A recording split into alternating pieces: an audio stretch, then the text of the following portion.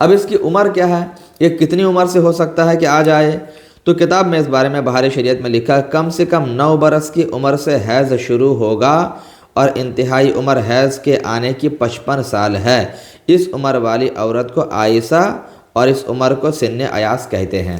تو یہاں سے آپ نے جان لیا کہ اس کی کم سے کم مدت 9 سال ہے۔ تو اگر کسی بچی کو 9 سال میں حیض آتا ہے تو اس کو حیض ہی مانا جائے گا اور اس کے لیے ناپاکی کا حکم لگایا جائے گا، یعنی اب ان دنوں میں نماز نہیں پڑھ سکتی ہے۔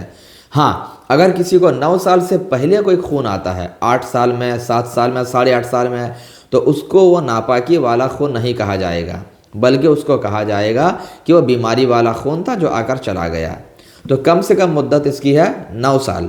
کسی کو اگر 9 سال میں وہ خون آ جاتا ہے تو پیریڈ مانا جائے گا، 9 سال میں نہیں آتا ہے تو 10 سال، 11 سال، 12 سال جب بھی آئے تو اس وقت سے پھر اس کو بالغہ مانا جائے گا۔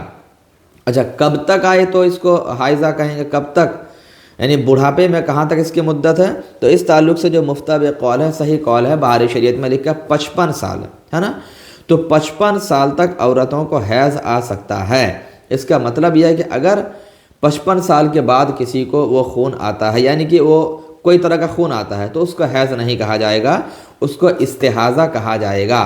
کیا کہا جائے گا؟ استحاضہ، یعنی بیماری والا خون اس کو کہا جائے گا 55 سال کے بعد اگر آئے، کیونکہ قدرتی طور پر عام طور سے عورتوں کو 45 سال، 48 سال، 50 سال میں وہ خون آنا بند ہو جاتا ہے۔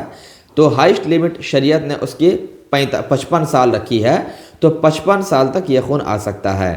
اس کے بعد اگر آئے گا تو اس کو استحاضہ کہا جائے گا۔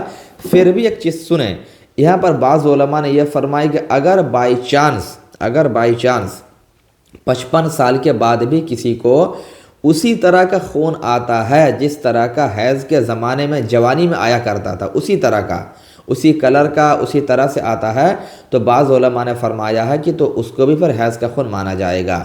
لیکن ایسا ہوتا نہیں ہے، نیچر کے خلاف ہے، بائی چانس اس لیے ہم نے کہا۔